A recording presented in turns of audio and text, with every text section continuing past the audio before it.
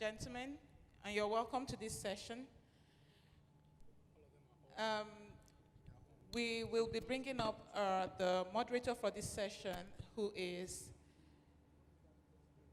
Mrs. Ngozi Aderibibe.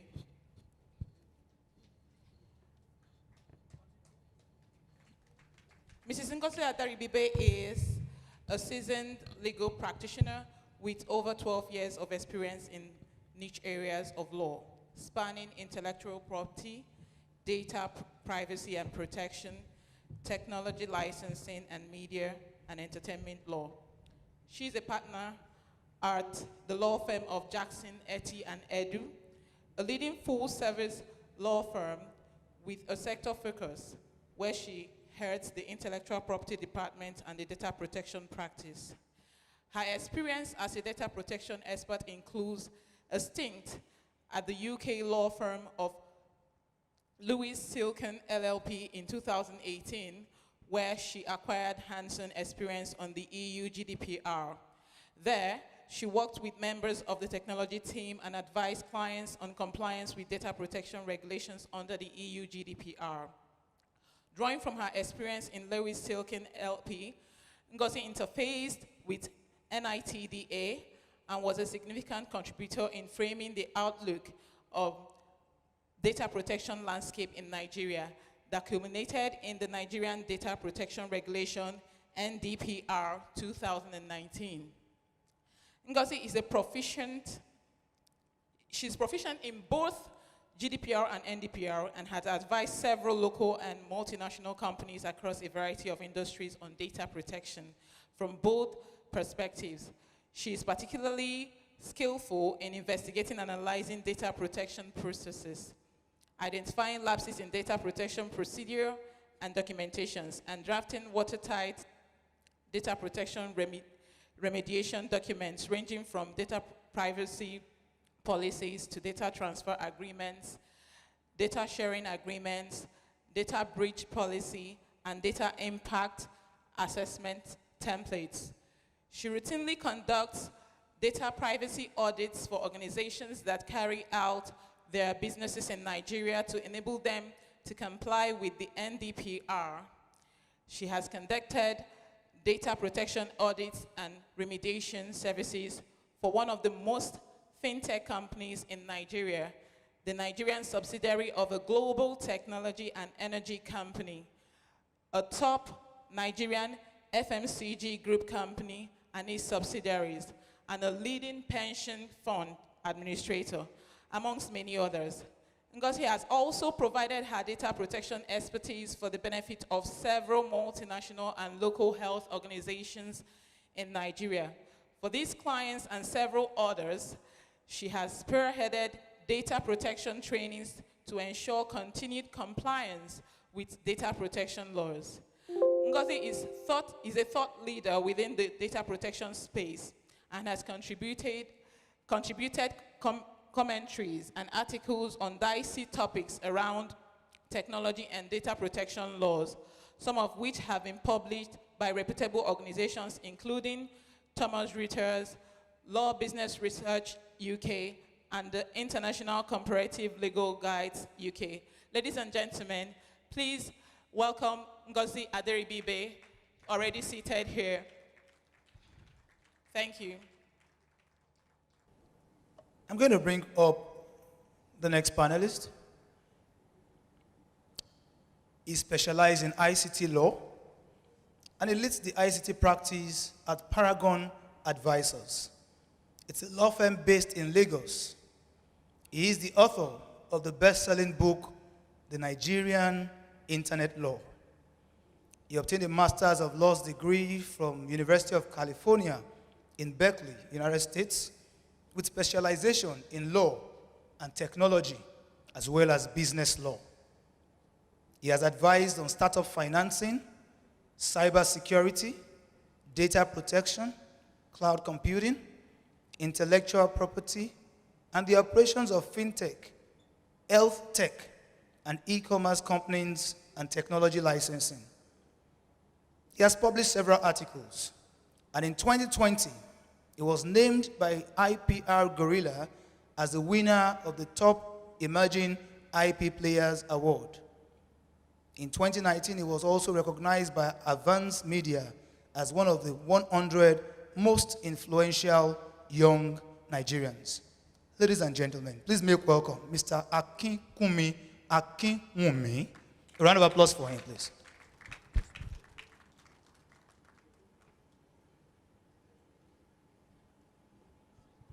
The next panelist on our list has extensive experience in information technology law, cybersecurity, telecommunication law, commercial law, and arbitration.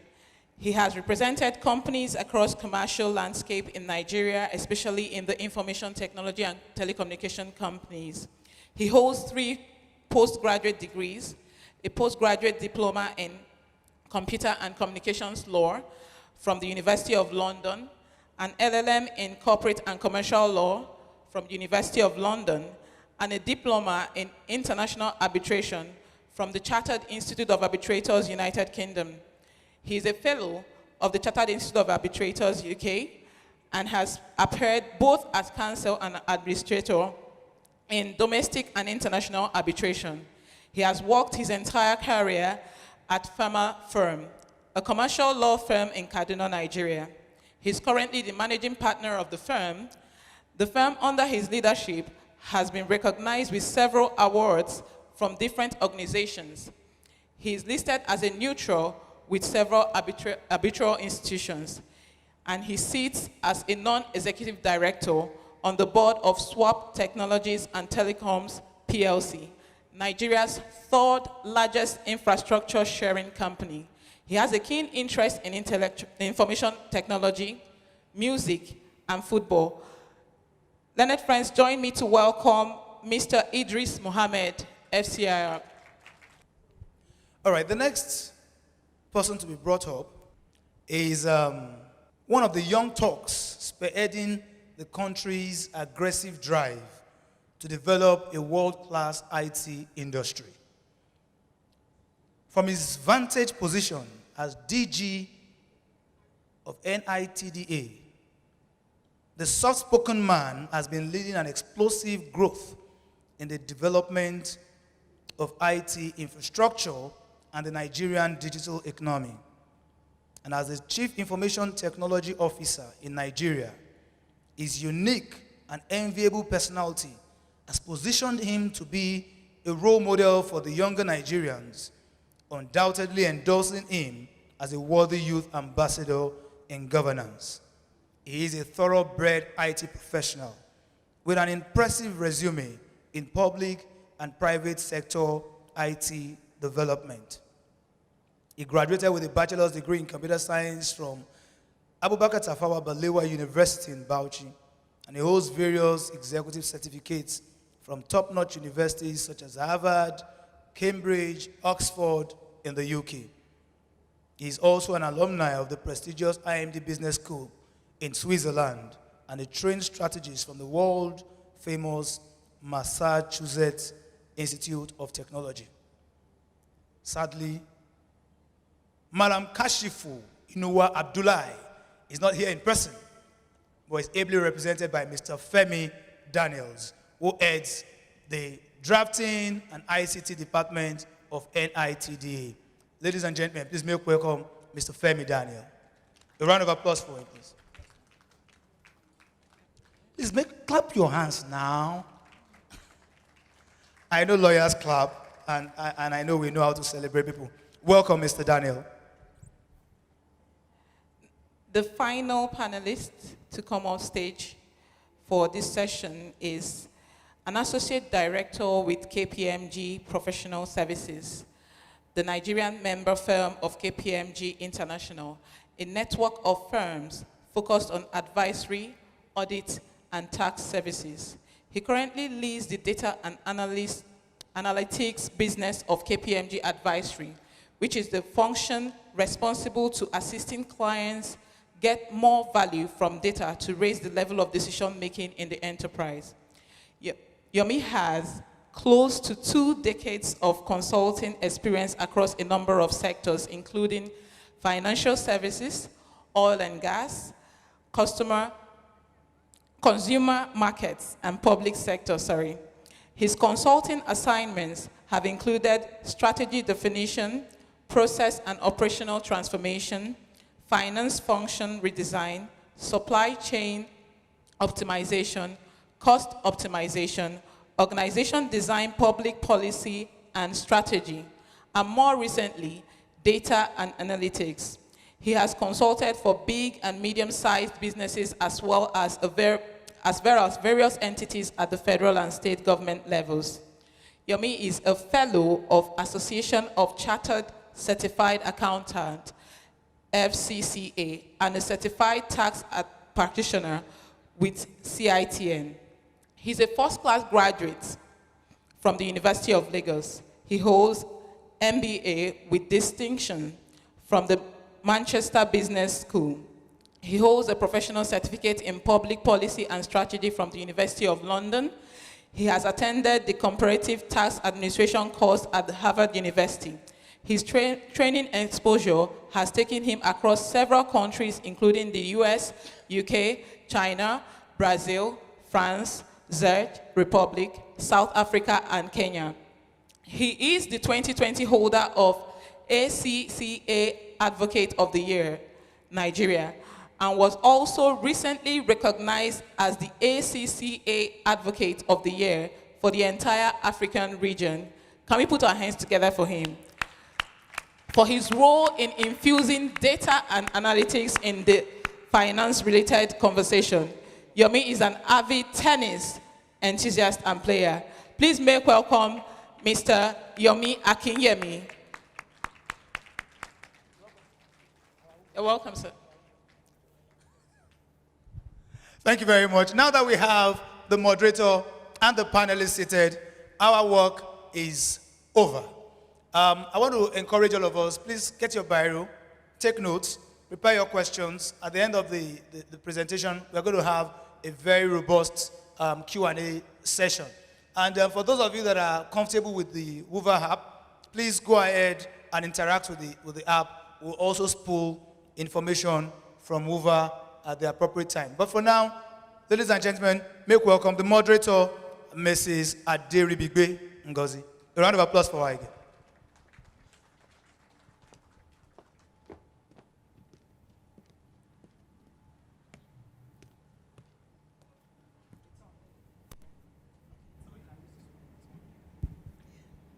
All right, thank you very much for the introduction, our able coordinators, and thank you for staying back to listen to what we have to say today.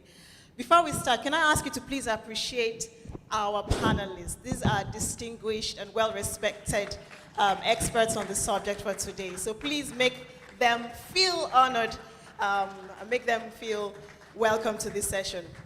I would just give a background to what we are talking about today. The topic, as has already been said, is the data conundrum: protection, security, privacy, and freedom of information. Truth be told, before the close of today, about a quintillion data would have been generated. Now, don't worry, I didn't know what quintillion meant until this morning. But that's a number that has 1 and up to 18 zeros, right? It's as serious as it sounds. Just take it like that. It's as serious as it sounds. But that's an estimate of how much data is generated every 24 hours. And how is this data generated? From the connected devices we have, your laptop, your mobile phone, your iPad, and whatever device is connected to the internet. And today, if you've heard of the concept called Internet of Things, which isn't just a concept, but it's now a real thing with us, we have several devices connected and speaking to each other, exchanging data. The truth is, each one of us would have contributed significantly to the pool of data that will be gathered at the end of today. And you do this when you set your alarm clock to wake you in the morning. You go on your app and you book a ride on Uber. You go on social media and you post an update. You go on, you check your email. Everything you do is in some way amounting to data that is collected and data that is generated. Whether this is a good thing or not is really at the heart of what we're talking about today. I want you to all to remember, first of all, that the advancement we have enjoyed, the advancement we have seen in technology and the convenience we enjoy today has been because of data and what data has made possible. So digitization actually makes, data generation possible. But then the data that is collected is also used to further, further advance technology, further ensure that we have more convenient tools at our disposal. That's a great thing. And it's not just tech that is using data, by the way. Even businesses and legal practices as well. There's a lot of benefit that can come from data. What we enjoy at a price. And the price is our personal information. The price is our privacy. So there is a balance to be struck. The question is, how do we strike a balance between the immense benefit we'd like to continue to see and would like to continue to have access to with the price that we continue to pay, which is the price of our personal privacy. The panel of experts I have today, I'm very proud of the quality. You listen to the profiles. These are very compelling profiles. We'll be running a thread through the different issues around security, around data protection, around data for good, right? The concept of data for good. And I would like to start the discourse by asking a question. This question would come to you, Mr. Akinyemi. I'm sure a few people in the audience have heard the phrase, data is the new oil. In fact, it has become the cliche of this century. What does this mean? Do you agree with it, and what does it mean? Data as the new oil, an analogy that we use in really describing the value that comes from data. Yes, I do agree with that analogy. And, the thinking is, with the data that we have today, and you gave a quintillion analysis of the amount of data, if you could physically stack CDs, data stored in CDs, on top of each other, the data that we have today would, stacked upon each other, will go to the moon and back 6.6 times. That's the volume of data. And if they put a value to that, right now is about $3 trillion. So clearly, there's a lot of value in data. But when we say data as the new oil, what it means is data in itself doesn't have much value unless it is explored. You get the data from where it is, you refine it, you add analytics on top of it, you connect it with other data sources, you store it, you make it available for you. So that process of exploring oil, refining it, and making it available to use also applies to data. So that's why data being the new oil is the ready term that we use to describe how valuable it is. And essentially it came from industry practitioners, and it was popularized by the Economist of London. Data being the new oil. Thank you very much. I like that. I like that analogy. It brings it home. If we stack CDs, it will go to the moon and back. You don't want to imagine what that is. And guess what? It's continuing, right? It's not ending. I want to ask you a question, Mr. Daniels. You represent. You are representing the regulator, right? And when I say the regulator, the National Information Technology Development Agency. How has this increase in data collection and data, interactions, how has it impacted, or how have your policies been impacted by that? So you want to talk to us about the regulatory frameworks you have and how it matches up to reality? Thank you very much, Ngozi, and thank you so much, ladies and gentlemen. In the recent past, in the last 10, 15 years, we see that the economic and social architecture has changed. Based on the fact that the 1996, there was an act, that was the Communications Decency Act, was enacted in America. It gave immunity to social media platforms that you will no longer be responsible for things that are posted on your platform. That actually helped to liberalize the internet.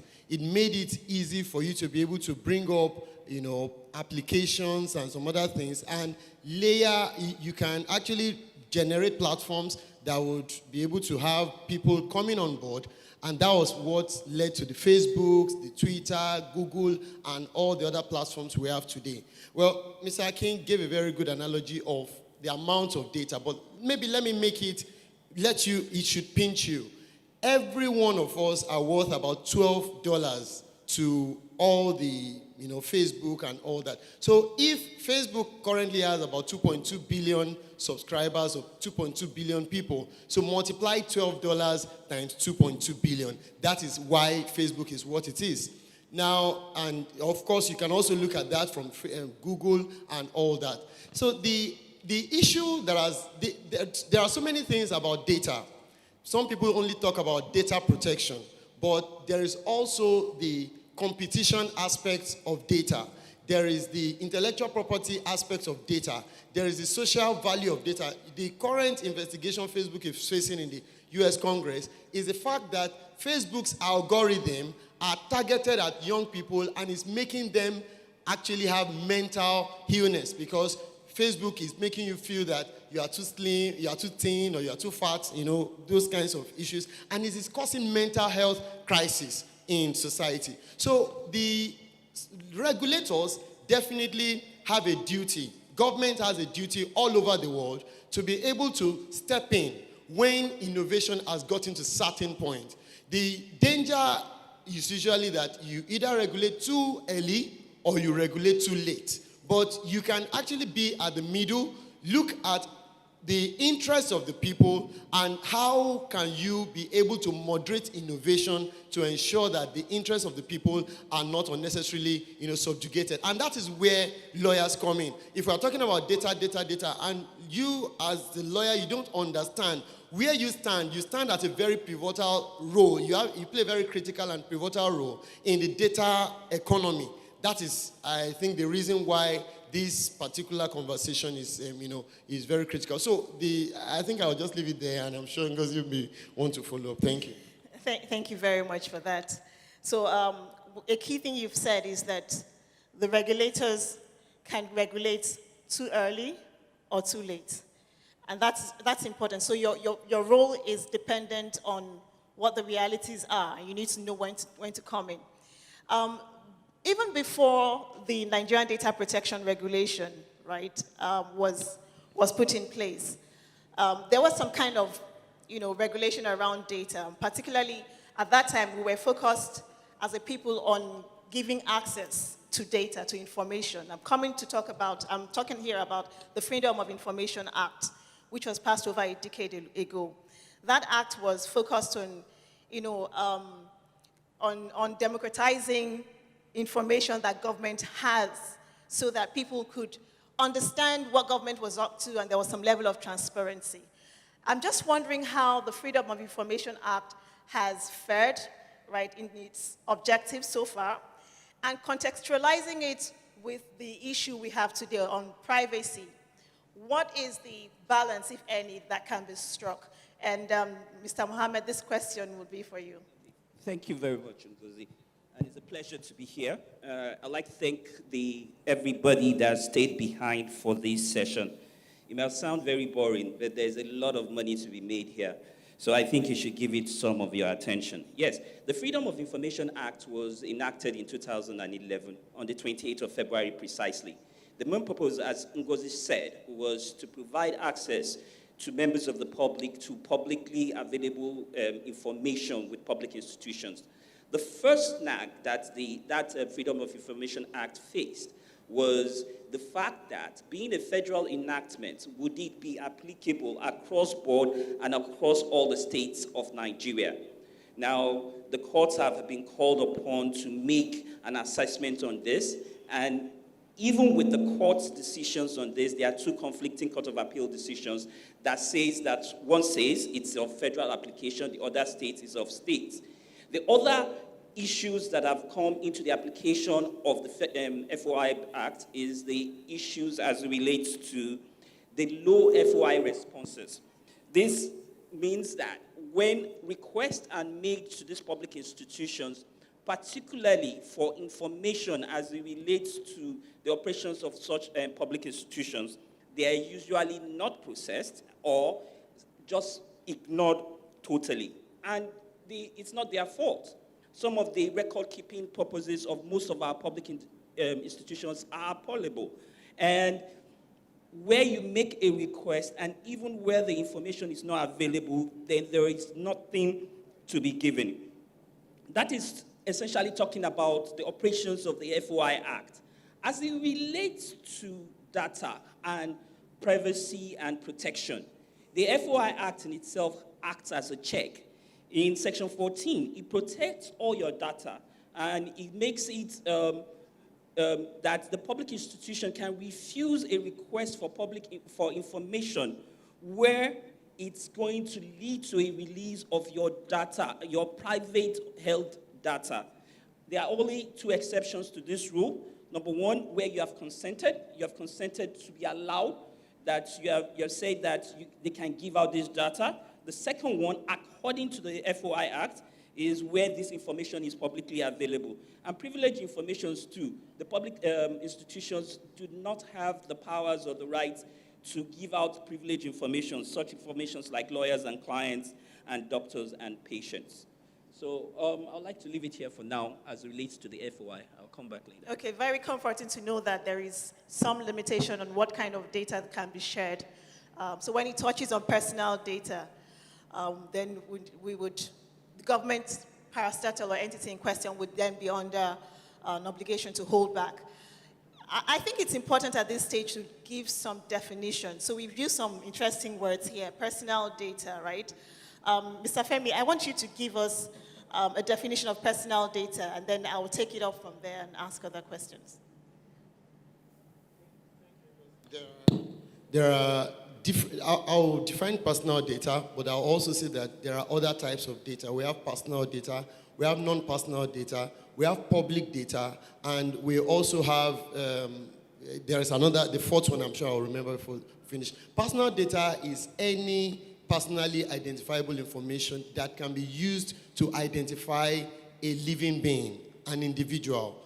You know, like your name, your address, your email, your digital footprints. For example, you know, you may know the general classical personal data, but we also have things like your IP address.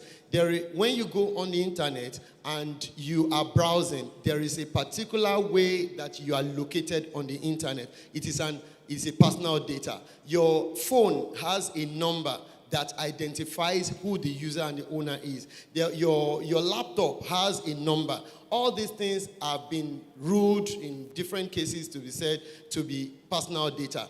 Recently, NITDA had, we called out Facebook, that's WhatsApp, because of its recent update to its privacy policy. And one of the things we discovered, because I personally led that investigation, we realized that WhatsApp collects 44 metadata. Sorry, metadata is also a type of personal data. Metadata is the data about your data. What does that mean? When you send a WhatsApp message, the content may not be seen by WhatsApp, as they say, it's encrypted end-to-end. But part of the 44 things that WhatsApp can see, and based on its new privacy policy, can share with Instagram and all that. Now, the type of phone the type of device you are using, your location, the megabyte, the amount of information you are sending, is it PDF, is it Word document, is it, and 44 lines. What that implies is that these 44 items being shared about you gives the Facebook group a holistic estimation of your digital image. So as you are now, you may be short physically, but you may be very tall digitally. You may be beautiful physically, but may be very ugly digitally. So what this is just implying is that your digital image is even now much more valuable than your physical image. So I hope this... Thank you very much. That's like a lecture. Thank you so much. Very helpful. I want to delve straight into the technical issues, and this is for you, Ake. When you think about going back to what I said when I was introducing the subject, and what he has said now about digital footprints, these things will continue to happen, right? And whilst we may talk about what Facebook does for their commercial value, there are other things that we enjoy. In fact, the reason we're on social media is because we like it, right? If we didn't like it, we'll not be there. We will not be there. And the reason we like it is because it's been built to, it's customized kind of to suit our personality based on, the algorithms that they continue to gather. This is the question I have for you. How do we strike this balance? Because where do we draw the line? There's personal data to be protected. There are commercial value to be mined. What exactly, is it even possible to strike a balance? And how would you, what do you have to say on this? All right, thank you so much for that question. One is that everything is necessary, right? We need to be able to protect the data of data subjects, you and I and everyone here, as well as the tech companies also need to have access to this data. Why? Because I often say that data is our window to the future. Why? Because data enables us to forecast what is going to happen in the future. And in order for us to be able to forecast, which is the predictive analysis, before we can forecast, we need to process the data. Now, while trying to process the data, there's a need to ensure that the rights of data subjects are protected or are adhered to. And at the forefront of those rights is what we call the rights of a data subject to either grant consent or to decline, right? Because when we look at the issue of consent, right, it has to do mainly with the transparency of the data controller or the data processor, as well as the fairness on the part of the data controller to say, hey, this is what I'm going to do with your data. I will do X and Y. I will not do this. So that we do not have the Facebook Cambridge Analytical situation again, like what happened in the past. All right? So there's a need to strike that balance. However, in the process of trying to analyze this data, the right of data subjects needs to be protected. All right? It needs to be protected. And when we look through our laws, looking at Nigeria mainly, the NDPR, all right? The NDPR, the framework to the NDPR told us that, one, you cannot bundle consent. You cannot have an implied assent. All right? You cannot you cannot do what we call further processing, if I may put it like that. So that means that if I grant you consent to do A, you cannot do B, C, and D. In other words, if I grant you consent to just do A, you cannot then say, oh, because you want to now analyze whether the people in Port Harcourt, the rate of people there that came in from the UK and other countries, what's the state of COVID-19 there, and you cannot do that. However, the NDPR then enables you to then analyze that data further if you want to use it for archival purposes, scientific purposes, historical research, and mainly if it is for public interest. So to then go back to your question, what I'm saying is this, is that the Facebook and other guys can do these things under the proviso of the NDPR if it is for scientific, historical, and if it is in the public interest. So public interest here, to my mind, will mean the interest of the Nigerian people, not the interest of the guys who are in the US. So we can keep doing that. They can keep analyzing data, because without analyzing data, we won't know where we are going to be in some years from now. And data don't lie, especially if the source of the data is indeed true. Anyways, all right. Thank you very much. Thank you very much. You said something about consent, and I want to ask you a further question, which I will then throw open to anyone else to contribute to. Yeah. So one of the philosophies behind data privacy or data protection is the need to preserve the right to individuals' right to control how their personal information is shared, who it is shared with, and things like that. Today, we know that when you sign up to many, if not all, software services, you would be required to accept the terms, right? And technology has become ubiquitous. You really can't leave. There's certain things you can't do without leveraging technology. So you're compelled to accept. Is this philosophy still good? That philosophy that says that the essence of data privacy is to keep control. Do you really have control when you don't have an option? Yeah. So that's a good question. And again, our regulation, the NDPR, has an answer to that, in the sense that you cannot twist me to grant consent. All right. Because, I mean, in law, we refer to it as contract of adhesion, all right? A contract of adhesion is a take it or leave it contract, meaning that if you take it, you'll be able to chat with your friends in the UK, in the US, via Facebook. If you don't take it well, you will remain a local champion here in Nigeria. But the NDPR also speaks to that, to the saying mainly that you cannot twist me to grant consent. Because, for example, if you're saying by clicking here, you've agreed to everything. But whereas when I looked at everything you have in there, they are not so favorable. But again, I want to chat with my friend in UK, with my uncle in US, and no, I want to chat with them.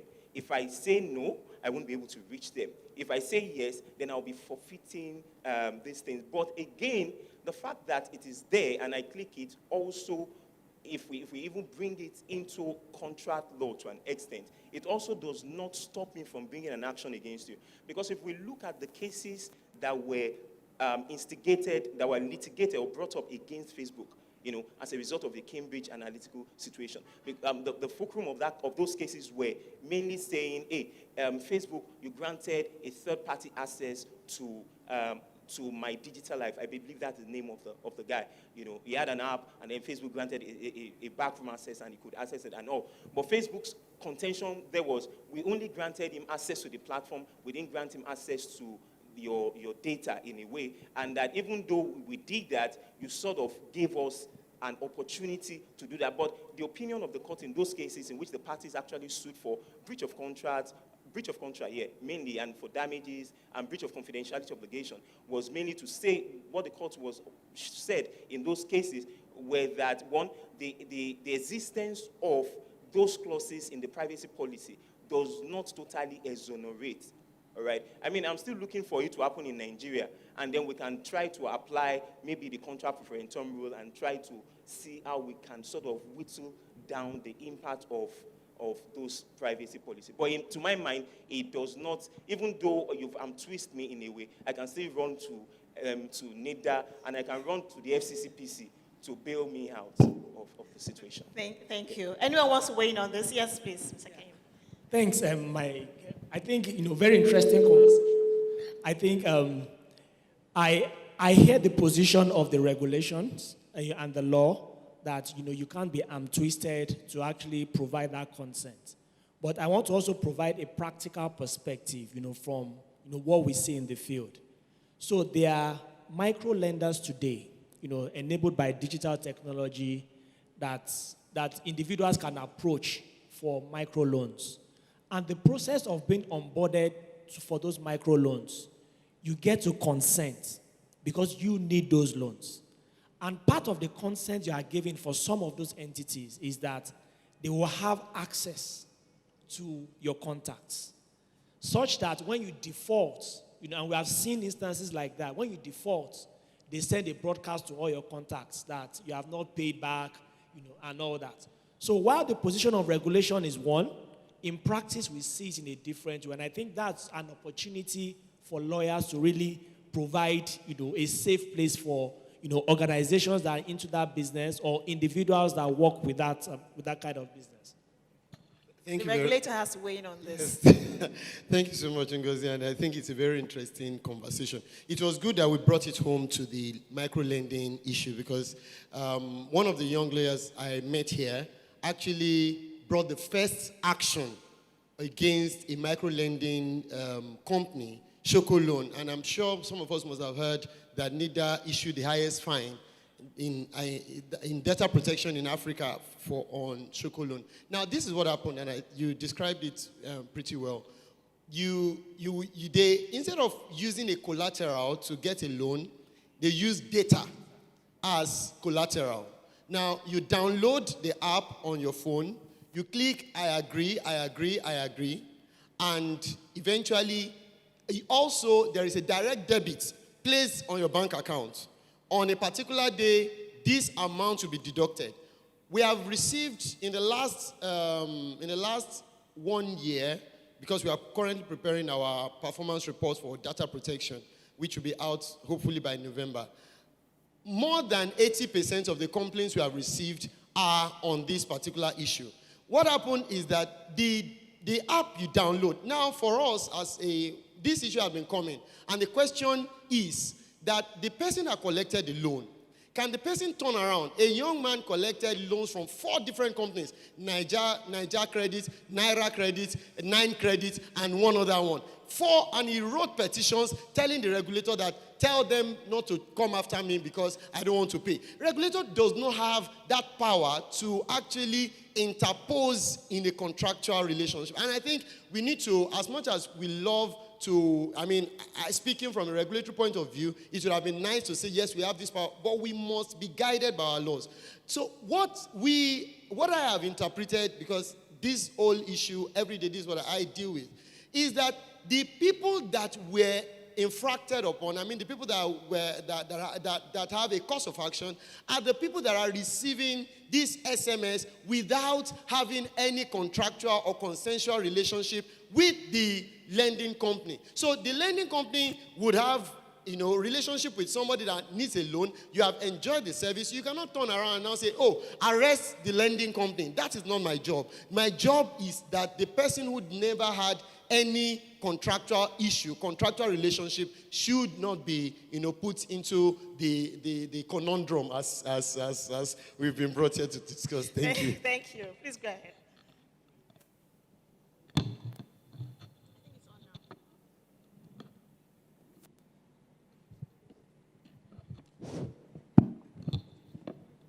So I just want to say something, and that has to do with us,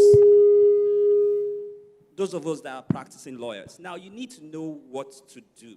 I have had 1 or 2 occasions where colleagues have come to me with exactly this situation, and have asked, what are our courses of action? What can I do? I have also personally I was in an Uber last week in Lagos, and the Uber driver received a call from somebody where one of the money lending apps was now calling one of his contacts and harassing him. So he wasn't asking me, what do I do?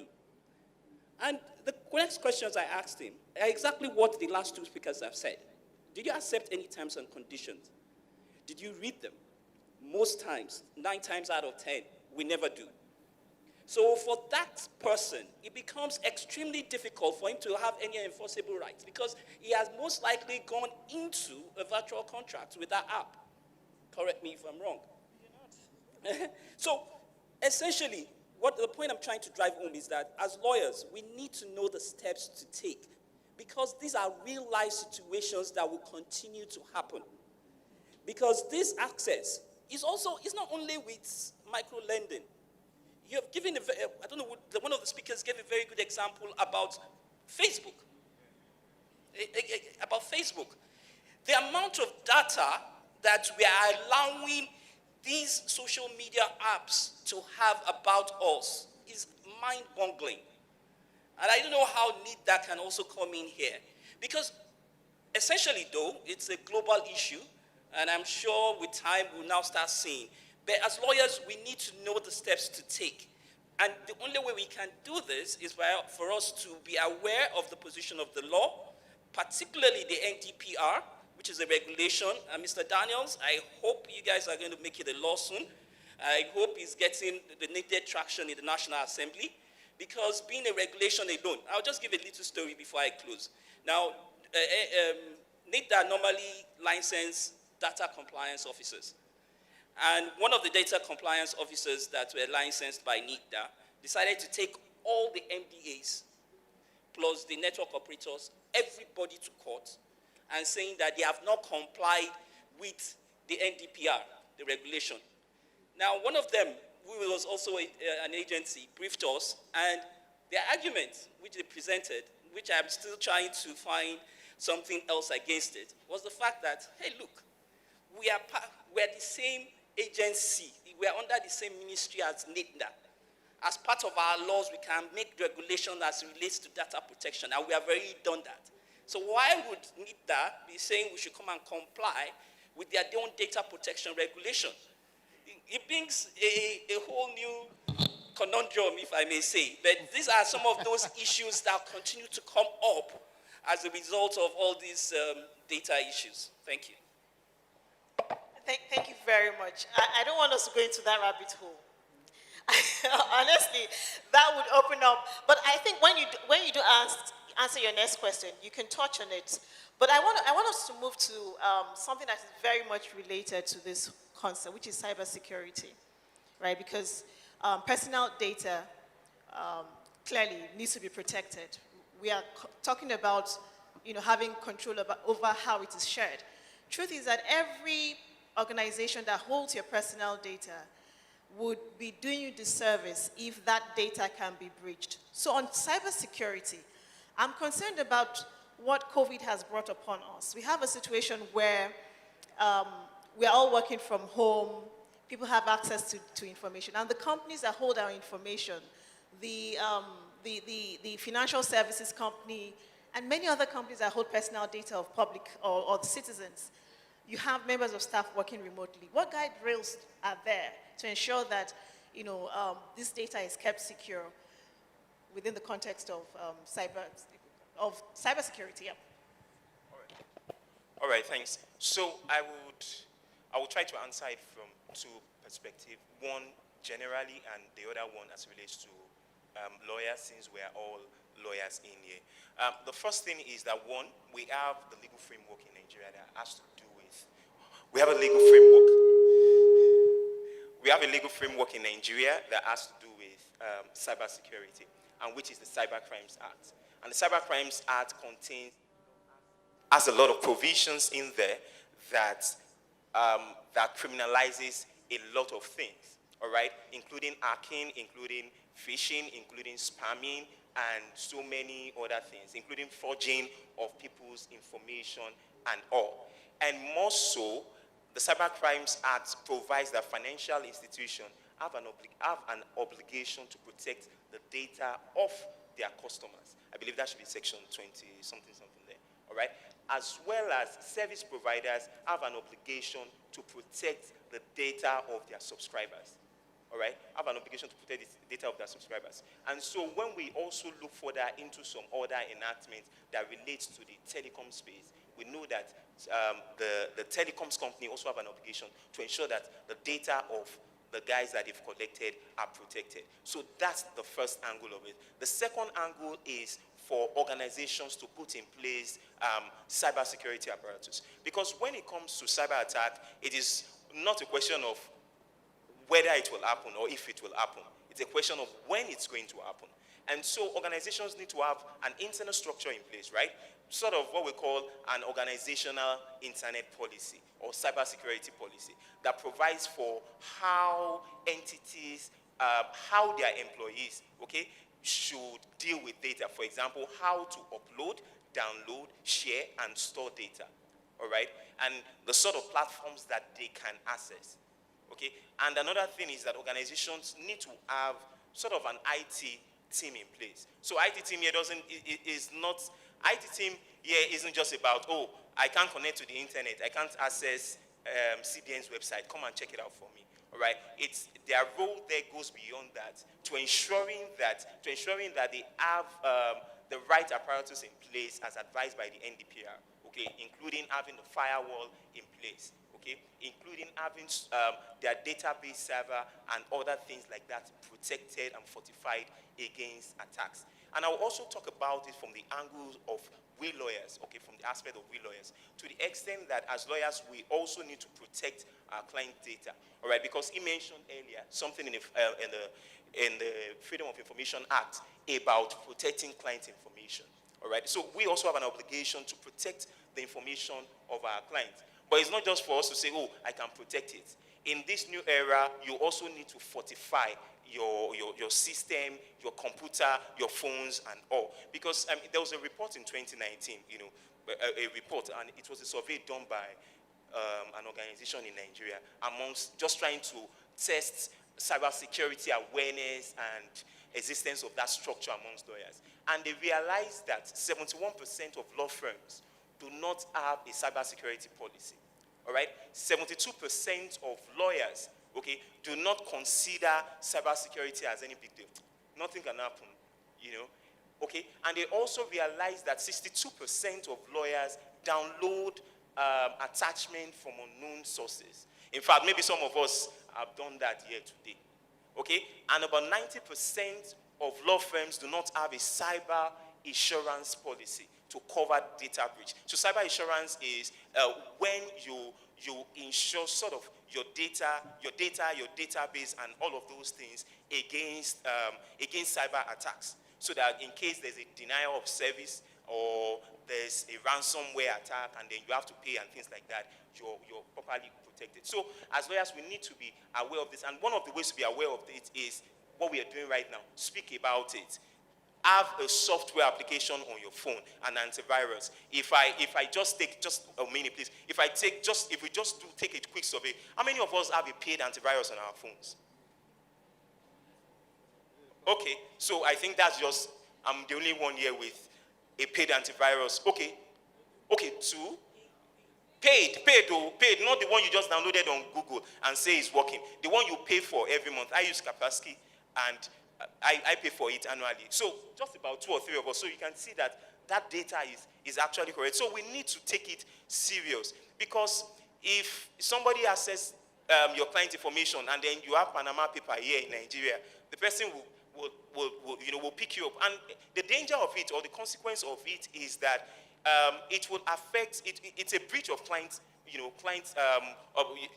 confidentiality, because it then means your client won't trust you anymore. It feels this lawyer doesn't have his gadgets and things protected. Some of us even go out on a public server. You'll be accessing your bank account, and then say that place there's free Wi-Fi there. You go and connect, and you are checking everything. So such things as lawyers, or you're checking office email from a public Wi-Fi. For me personally, if I go to an hotel, I don't use their Wi-Fi, and I don't use public. If I would use a public Wi-Fi, I'll probably just put it in an incognito mode and then check. And if I want to do a banking transaction, I switch to my mobile data and quickly do it that way. Because don't say that nobody is watching you. So we need to put that in place. As law firms, we need to have our IT guys in place. I mean, some of us subscribe to this cloud computing thing, and you're not aware of where your client's data is being stored. All right? You're not aware of just, hey, there's infrastructure as a service, so you go and then you say my documents are on Microsoft Outlook, and no, it's good. But Mr. Femi mentioned some classes of data earlier. One of the classes of data which I believe we also wanted to mention was sovereign data. Right? There's a sovereign data. Sovereign data has to do with the information that you obtain from federal government MDAs, right? And so if you check the cloud computing policy of the NDPR, it already tells us that if you collect sovereign data, you cannot store it in a database outside Nigeria. So if you're dealing with Mr. Femi's NIDA and other MDAs, and then you are having interaction with an MDA or with the Honorable Minister or with a governor and with the president about the transaction, and then you're storing it in Outlook, and the database is not in Nigeria, the day NIDA will come and knock at your door, you will know that it's a joke. All right. So what I'm saying in essence is that we need to be aware, and we need to take these things seriously. A starting point is buy an antivirus software on your phone. It won't cost you more than $7.5. As lawyers, it won't cost you more than that. And law firms should have a cybersecurity policy in place. Train your lawyers on things. There are platforms where you can actually check for the source. There are platforms where you can actually check for where the information you're getting is coming from, right? So, for example, if you send me an email, I can check you out to be sure whether your website is genuine or not. So, but we need to, in this new generation, we can't just say, oh, I specialize in land law, or I specialize in this. Yeah, though you specialize in those things, but you also need to have this basic knowledge of it, so that you won't, so that there won't be an explosion or something like that. Thank you so much. Thank you so much. I think, please feel free to appreciate. That's very robust response. And I hope that someone here would take a decision to pay more attention to issues around cybersecurity, because they can actually mess up an organization. And I've seen this happen. But I don't want to dwell too much on that because we're running out of time. So I want to come back to Mr. Daniel. This is for you, right? Writing on what he has said, he's just touched on cybersecurity. I think that this is an opportunity for us to create even more awareness amongst our professional colleagues around this issue of data privacy and the obligations that we as lawyers have as well as the obligations that our clients have towards the data subjects that they process their personal data. In not more than 1 minute, can you just summarize on that, please? Okay, well, Akin has, said a lot. And the truth of the matter is that we have the laws. What we need more are lawyers who understand and who are interested. It's actually a matter of interest, not necessarily knowledge. Interest must precede knowledge. We need more lawyers who are able and willing to take up cases related to cyber issues, cyber breaches, the Cyber Crimes Act, and all that. The laws are there, and back to your point about the MDA, saying that they would, that is, I'm sorry to say, but I mean, it's a misdirected and misconceived idea. The truth of the matter is that just September, the Court of Appeal just validated the Nigerian Data Protection Regulation as a national law as of today. I would love, and I would like us to have a data protection act as quickly as possible. But if you guys may indulge me for 1 minute, 2019, there was a bill that was actually passed by the 8th National Assembly on the last legislative day. But Section 36 of that particular act says that you must localize data. Now, there is a balance because there is a conundrum here. There is no 1 and 2 answer. There is a lot of issues that we must consider, and as regulators, we must also be agile in our thinking so that we will not just be thinking in one way. Some people felt that every data must be stored in Nigeria, whether it's your law firm's information, whether it is your the information about your matrimonial issue and all everything must be stored in Nigeria. And if you mistakenly, so Section 36 said you must store in Nigeria, and Section 45 said if you don't store in Nigeria, you will be fined up to 8 billion naira. And I had the opportunity, the president was to grant assent, and they sent that bill to me to give my opinion. And I said, yes, as government and as working for NIDA today, it doesn't mean that I am here for the purpose of the other 200 million Nigerians who are not here. If you make laws that are going to kill businesses, that are not futuristic, you are going to destroy yourself. And I gave that advice, and I think Mr. President got the memo, and that was why that particular bill did not fly, because of that extreme localization, ideology. You can decide to localize government data, but even now, those things are also beginning to change. I'll quickly give you an example, because Bahrain has a model.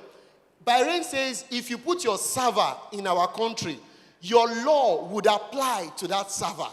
So you can actually your data may be safer in Bahrain, and the laws of Nigeria would apply to that particular data, rather than putting it in Abuja or even in Aso Rock, where we don't know who can go there and anything can happen. So these things we need more lawyers to actually engage with these things and really, question some of these things. Thank you so much. Thank you very much.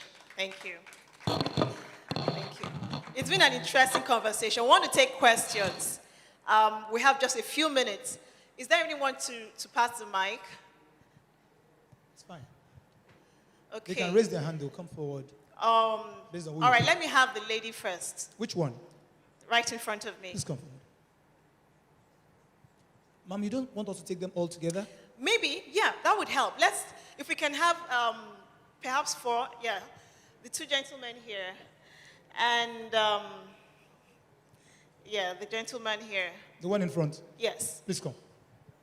So we can bunch the responses together. That will help. Thank you very much. I am Anze Bishop Caroline Ladidi. I'm the NEC rep of Bukuru branch. Bukuru is on the plateau. I want to appreciate this wonderful panel. It's getting more and more interesting. And I'm intrigued by the fact particularly that it's made up of very young persons, and they're dishing out so much information. I've gained so much that I'm going to take back and put into play to better my practice. I am particularly concerned about the issue of, is it micro-lending you called it, and then you have third parties who have no business with the transaction that was undertaken. been involved in the whole conundrum, let me borrow the word, that is going around. And they are just held in the middle. How do you handle that? What's the legal implication? What compensation? What should be done about them?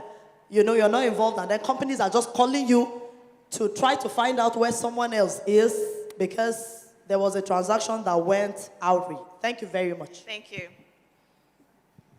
Okay, good afternoon. My name is Leke Oyiniro. I'm from Iwoba, but I practice in Lagos. I have two questions, and my questions are informed by the fact that I am a CEO of an electronic law report company that gathers data, particularly from lawyers. So I want to understand the position of data protection in merger and acquisition. If my company is acquiring another electronic law report company, and the business we are doing is basically data, our subscribers.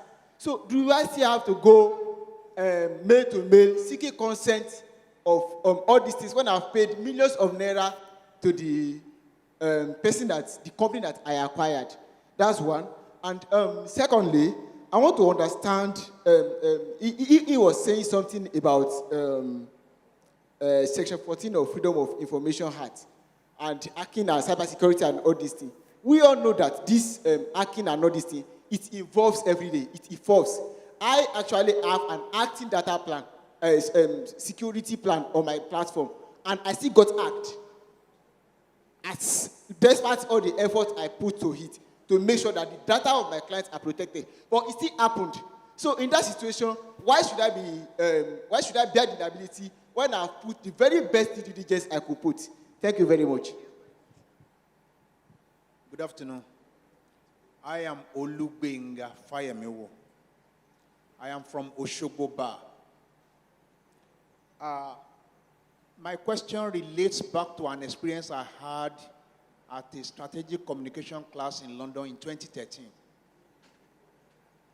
There's this guy from, this gentleman from BBC. His name is Bennett. He came to address us on the impact of third-party endorsement in public sector information management at that time. And to emphasize the importance of online presence and digitization, this guy just opened his laptop and gave Nigeria the highest rating in teledensity pattern in the third world. And he opened up to our Facebook analytical statistics that he has made. He has data on virtually every Facebook wall in Nigeria, including the ones conducted in local languages, Hausa, Yoruba, Igbo, Ishekiri. And I was shocked. Where is our data security? Where is it as a nation? Are we safe? That is still hanging in. If we have to store data in Nigeria and the foreigners are having access to what we ordinarily joke with, and in this era of citizen journalism, people just publish anything online without caring for the sovereignty of Nigeria, the safety of Nigeria's sovereignty. What direction are we heading? Can we consider ourselves to be safe at all as a nation? My name is Kaigama Mustafa from Unity Branch, Abuja. My question is addressed to Mr. Femi, and it is premised on the NDPR 2019. So one of the major criticisms against the NDPR 2019 is that it is mainly focused on digital rights or digital data as opposed to paper-based data. Do you agree with this? If yes, then do we stand to see more improvement with respect to paper-based data protection in the proposed NDPA, that is the act that is currently before the National Assembly? Thank you. Thank you very much. Because of time, we only have about 10 minutes and we have to round up this session. I know some people have nudged me to ask questions. We may not be able to take any further questions, but let's please have the moderator and the panelists respond to the ones we have already. Thank you very much. Which one do you want to take? Micro-lending. Cybersecurity, yeah, sure. Your question is very clear. Mr. Kiemi, you take the first question. Oh, sorry. You take the second question I meant to say, actually. The one on M&A. Yes. All right. Go ahead. Okay. Mrs. Caroline Ladidi asked the question on the micro-lending apps. What are the legal implications? I've done some work on this, so I can easily tell you. The performance of the contract, where you have consented to certain things, with that micro-lending app, once you have clicked on, you have accepted those terms and conditions without reading them. If you have access to those terms and conditions, you would have seen that you have granted access to your contacts. You have also most likely made your contacts as your guarantors for the loan, which gives them the right. Whether this is right or wrong is a totally different thing. I'm talking about the contracts that you've entered into with them. Whether this is right or wrong is a totally different thing, and it is something that needs to be challenged even in court. The second part is the people that are being called. Mr. Femi Daniels rightly pointed out that those people do not have any existing contract with those micro-lending apps. And they've not acquiesced, because one of the conditions of being a guarantor for a loan is that you must have acquiesced to be a guarantor of that loan before you can be called to pay or to stand in his presence. So those calls are harassing your contacts on your phone, to my own mind and in my own opinion, are very wrong. Thank you. Thank you for keeping it very short and sweet. Thanks. All right, so I would answer the question about, I didn't get his name, but the person who said he had a cybersecurity protection in place but still got hacked. And I would say that when it comes to cybersecurity, right, we have about 3 to 4 stages, all right? The first stage is the prevention. The prevention is where you're putting the apparatus in place. The second stage is detection, all right? It means how you can notice patterns. How you can notice patterns. Who is trying to access your platform, your online platform, your website and all. Who is trying to query your server and things like that. There's some technical aspect of it. So if you are saying now that, oh, I have this security apparatus in place and I still got hacked, it's not just for you to have the security apparatus in place and go back to bed. I discuss these things in my book, The Nigerian Internet Law. So it's not just for you to go back home and you go and sleep. After the trying to prevent, you have to be able to detect, and you also have to be able to respond to it. So how soon are you able to detect, and how soon are you able to respond? Do you conduct frequent penetration tests, trying to look at the strength or the viability of your security apparatus, your firewall and all? How soon or how early do you update your security settings and things like that? So those are the things. And do you have an ICT team in place, or it's a one-man mopo? I'm the one doing this, I'm the one doing that. If you have an ICT team, or a sysadmin, okay, a system administrator in place, all right, and your sysadmin is not able to constantly check your server, your firewall, and other security apparatus you have in place to be able to detect patterns, then you should query that guy, or you should probably find someone else in place. I discuss some of these things in my book, The Nigerian Internet Law. All right. Thank you very much. Okay, so do you want to take the second question? Yes, I'll take the second question. I think it was Leke that asked the question, that in a merger and acquisition setting, where you acquire data from another organization as part of the M&A process, do you need to seek consent again from the data subjects? I'll answer in 2 contexts. If the organization that you acquired had already legally obtained the required consent, that additional consent will no longer be required, with the condition that you will still be using that data in the manner in which it was approved for. If that is not the situation and you want to use it for a different purpose altogether, you need to get the consent all over again. And to the question that my colleague Akikumi, just 30 seconds to also make a comment, I think there was a point that you are asking when that should I even invest in security assets? I think you should. Because what really happens in the cybersecurity field is beyond the initial investment that has been made, there are usually ongoing investments that enhance the power of the cybersecurity features. That doesn't mean that every rollout is foolproof. Yes, you can still be hacked, but you are better off in tapping into that continuous investment because they release patches from time to time to improve on the efficiency of what they have. Thank you. Thank you very much. So the last two questions are yours, basically. Okay, thank you. Thank you so much.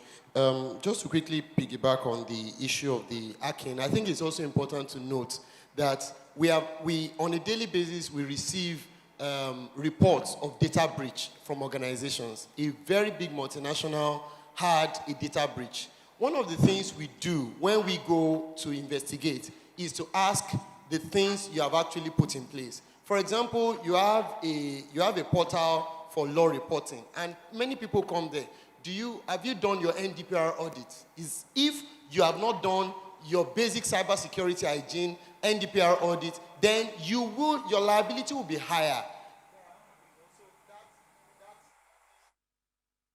Then whether we are safe as a nation, Mr. Binga, the truth of the matter is that we have entered a new phase of security. The reason why Nigeria is losing the war on terrorism and the war, all these issues we are facing, is because we are using old weapons to fight new battles. The truth of the matter is that when any information is put on the internet, it becomes available globally. You are enjoying many of the services you are enjoying today because you want to have a globalized service environment. So also the risk is like marrying a wife. You marry with the fat, the oil, and the other things. So you cannot afford to say because we are in the digital age, are we safe? Nigeria cannot isolate itself. What we need to do, number one, is to have clear policies. Number two, we are working, I am the vice chair in the African Union Working Group on Data Protection Laws Harmonization. We can come together, have single, and that is already being done, but we also need to enforce our laws. Those are things that we can do. Then on the issue of digital, it's a very good and important question, point you've made. There are so many things that can be improved upon in the NDPR, but the NDPR came as a stopgap measure because when we realized the GDPR had come, and if we did not have a basic minimalist law that would be able to help Nigerians to continue operating in the digital age, not the old people, you and I, the young people, we will be cut off and the economy is going to be destroyed. So that was the reason why we said, let's start with the basic and then we can continue growing. So it's time for us to actually move on. So I actually agree with that point. Thank you. Thank you very much. Please give our panelists a round of applause, a very healthy and robust one. With that answer, I would say that we have come to the end of this panel session. I'm glad that we have managed to keep within time. I know that there are more questions that that are on the minds of the audience to answer, but time is not really on our side, and we have to pull the curtains at this stage. Thank you for being a good audience. Thank you very much. I thought we were going to give them a louder applause. Thank you very much. On behalf of the NBA and the TCCP, I want to say a big thank you to you for this very, very robust conversation. Thank you very much, Mr. Idris. Thank you, Mr. Aki. Thank you, Mrs. Adebiri. Thank you, Mr. Femi, and thank you, Mr. Yomi. Very good. Please rise up for a group photograph. And then, okay, Emma, please join us. And then, thank you very much. Madika, please do that very well. Kogito, let's have a group photograph with the panelists. And,